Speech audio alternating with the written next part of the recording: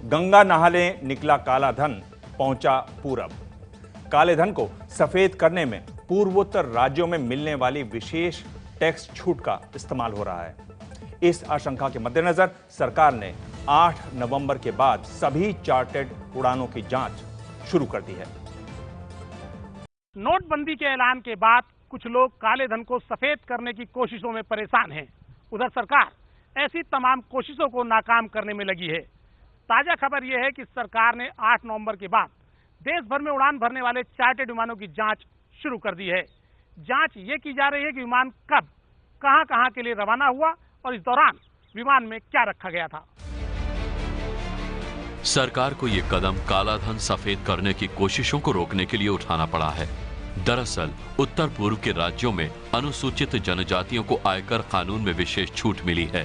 सरकार को आशंका है कि कुछ लोग इस छूट का इस्तेमाल करके काला धन सफेद करने में लगे हैं।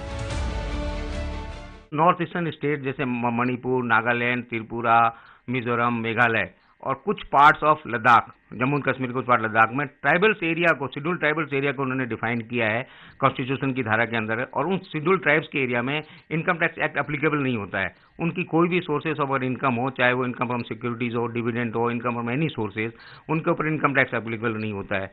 तो ऐसे लोगों को लोग उनके साथ में मिलजुल के अपने काले धन को सफेद करने की कोशिश कर रहे हैं। नॉर्थ ईस्ट के ट्राइबलों से जो शेष भारत के लोग हैं जिनके पास बहुत ज्यादा मनी है, वो उनसे संपर्क स्थापित कर रहे हैं। और इन दिनों दीमापुर एयरपोर्ट एक चर्चा का विषय बना हुआ है। दीमापुर एयरपोर्ट में जो कि शायद ही कभी फ्लाइट आती है, इन दिनों चार्टर्ड फ्लाइट आ रही है। सरकार की नजर में यह मामला तब आया जब 2 दिन पहले नागालैंड के दीमापुर में एक चार्टर्ड विमान से 3.5 करोड़ रुपए की पुरानी करेंसी पकड़ी गई।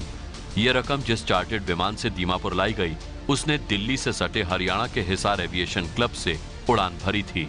शुरुआती जांच में बताया गया कि ये रकम नागालैंड के इकलौते लोकसभा सांसद नेफ्यू रियो के दामाद अन्नातो झिमोमी की है, जो जमीन खरीदने के लिए हिसार ले जाई गई थी। अधिकारियों को अनातो झिमोमी के नाम का एक अथॉरिटी लेटर भी दिखाया गया, जिसमें उन्होंने कहा था कि ये पैसा उनकी कृषि आय है और उन्होंने ही ये पैसा हिसार भेजा था।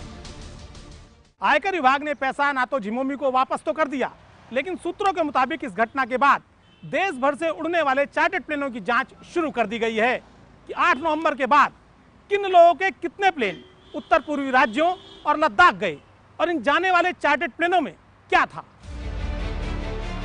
सूत्रों के मुताबिक अनातो झिमोमी मामले की जांच के दौरान अब तक उस जमीन के दस्तावेज नहीं मिले हैं जिन्हें खरीदे जाने की बात कही गई थी। शुरुआती जांच में यह भी पता चला है कि जिस विमान से पैसा गया था, वो पहले भी कई बार दीमापुर जा चुका है।